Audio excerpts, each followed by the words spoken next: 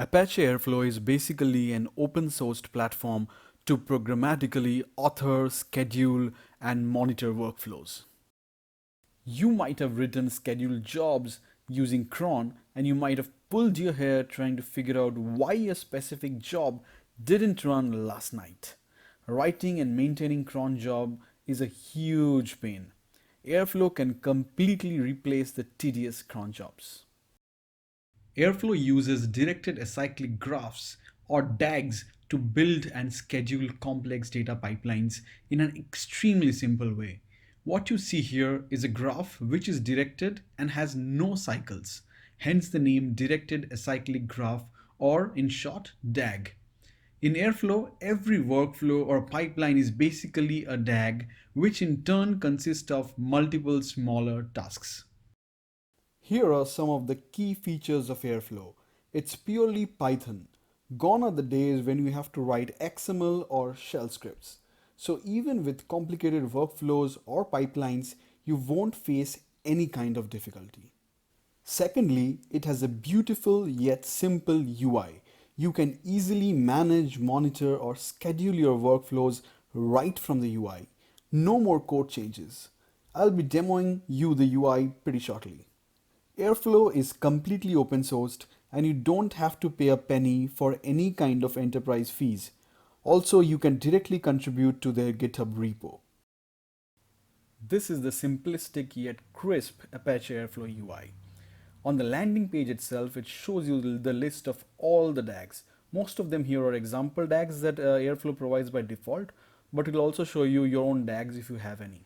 For me here, I have this DAG that I created, the demo underscore DAG. With one click, you can switch off or on the DAG. So one click on, one click off. And it will also show you what's the schedule for it. So it's just once a day, who is the owner, if there are any recent runs, etc. etc. Let me now drill down into this particular DAG itself. Now on click, it comes to this particular page and it shows you the tree view by default. I prefer the graph view. Let me go over there. So now it will show you all the tasks that this particular DAG consists of. So for this demo DAG, it consists of 3 tasks. First one is the echo Apache, second one is the echo Airflow, and lastly echo demo. One important thing to note is that this particular DAG is acyclic, so there are no cycles, and also it's directed. So you can see the arrows pretty clearly here. Also, the important thing of this arrow is that it shows you the exact order of execution. So first echo Apache will be executed, then echo Airflow will be executed, and lastly echo demo will be executed. Once these tasks start running, the color of these boxes will change, the border. So we can see the legend on the right hand side here. So once it starts running, it will be light green. On success, it will be deep green. On failed, red, retry, yellow, etc. Also, you can drill down on each and every task. So on click of these, you can do some more activities like run this particular task, view the logs, clear the past, mark it as failed, or mark it as success. Now on this very UI, you can view the code for this particular DAG by navigating to the code tab right here. Click on it, and here we have. So this is entirely Python, and it's a very small piece of code. So first we'll have the import statements like importing datetime, airflow, bash operator, etc.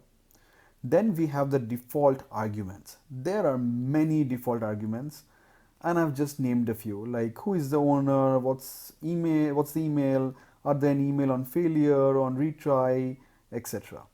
Next is the most important section of initializing the DAG itself. First we have the DAG ID, which is demo underscore DAG. This name is very important. This is the same name that will appear here at the top and also on the list of the DAGs. That's the landing page. And then we have a short description here, and most importantly the schedule interval. So for this DAG, it's just once a day.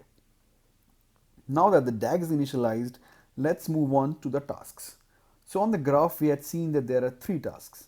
So the first one is task 1, and I have the ID as echo Apache, and it's a bash operator. So it means that you can provide any bash command, and the command that I provided here is echo Apache. Now it will just print Apache here. And we have to also mention what DAG this task is associated with. So a DAG equals to DAG, which is the one we just described here. Similar to this task 1, we will have other tasks like task 2 and task 3, which are basically the same except the command, which is echo airflow here and echo demo here. Now our tasks and DAG is initialized. Now we have to specify the order of execution. So which is task 1 angular bracket task 2 angular bracket task 3, which means that task 1 will be executed and then task 2 will be executed and finally task 3 will be executed. Hope this small piece of code will help you guys, and it is way simpler than any kind of bash script. So now we'll be installing some utilities that will come in handy to install Airflow. You may not have to do all of them since you might already be having some of them. Let's roll. First thing is to install Homebrew.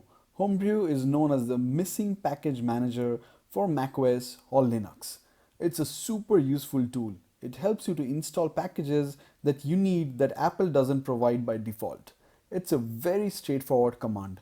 Just open your terminal and run the command.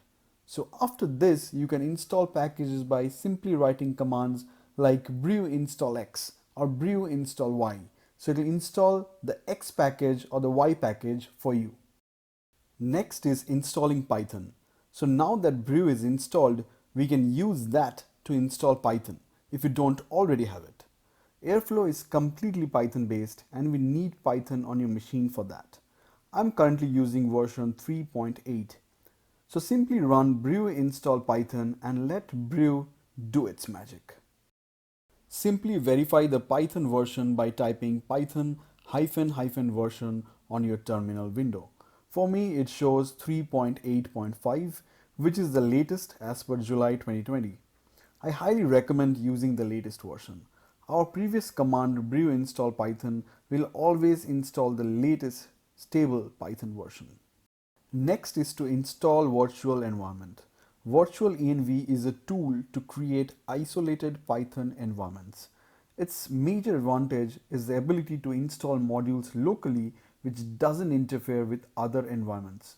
Simply run the command sudo pip3 install virtual env. If you are using Python 3.4 and above, you will automatically have pip, but for lower versions you need to manually install pip. Don't worry, I have attached the link for installing pip. Now we are all set for installing Airflow. To install Airflow, first open your terminal. At first, we will create a virtual environment for Airflow to keep it as a separate entity. Let's navigate to the folder where you want to create it. For me, it's in my demo folder. So let me navigate to that. Now I'll run the command virtual env and the name of the virtual environment, say airflow underscore virtual env. So if I run this command, it will create the virtual environment for me. Let's go. It did create. So now let me do an ls-l and it created this folder right now. Now we need to activate this virtual environment, and for that we need to navigate to the bin folder of this virtual environment. Let's go. So cd airflow and then the bin folder. And then you need to run the command source activate. So now it got activated, and the left hand side you can see this name, Airflow virtual environment. This left hand side tells you that you're right in the middle of the virtual environment. No matter what we install here, it will not interfere with other installations or environments. Next, we need to set the Airflow home path. We can do that with the help of the command export airflow home equals to ~airflow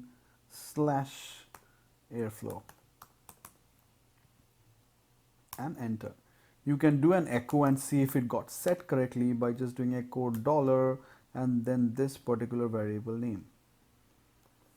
If I do this, it will tell you, okay, it got set to the actual path. And for convenience purpose, you can also set this in your dot profile or bash rc file. For now, we'll just put it here. Now it's time for the golden command to install Airflow, which is pip install Apache hyphen Airflow. Enter. It'll take a few seconds, but it should be done pretty quick. So everything looks fine. It does a bunch of stuff, but you should be good.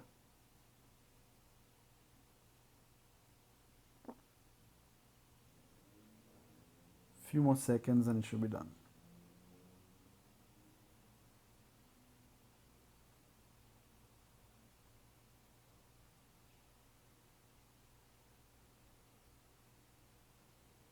And you're done. So now with Airflow installed, we need to initialize the database. So for that, I'll run the command airflow space init db. So initialize the database. Here we go. And it's done. Now finally we have come to the last command, which is to start the web server. So for that, run the command airflow space web server, and we'll mention a port for that -p8080. You can mention any other ports, but 8080 is the default one. So let's do that and it'll get the web server running. So it did start running. So you are done here. Now we can open the UI and see the working Airflow UI. Now let's navigate to the URL http://localhost:8080. That's the port that we had set in earlier. If you press enter, it will take you to the landing page for Apache Airflow. And this is the UI that I had shown you guys earlier. Now it's your turn to play with this. Good luck. Apache Airflow is an absolute game changer when it comes to building, scheduling, and monitoring workflows. And you can just throw cron jobs out of the window. Hope you guys had a smooth ride installing Airflow. But if you did face any issues, feel free to drop your queries in the comment section below. Thank you so much.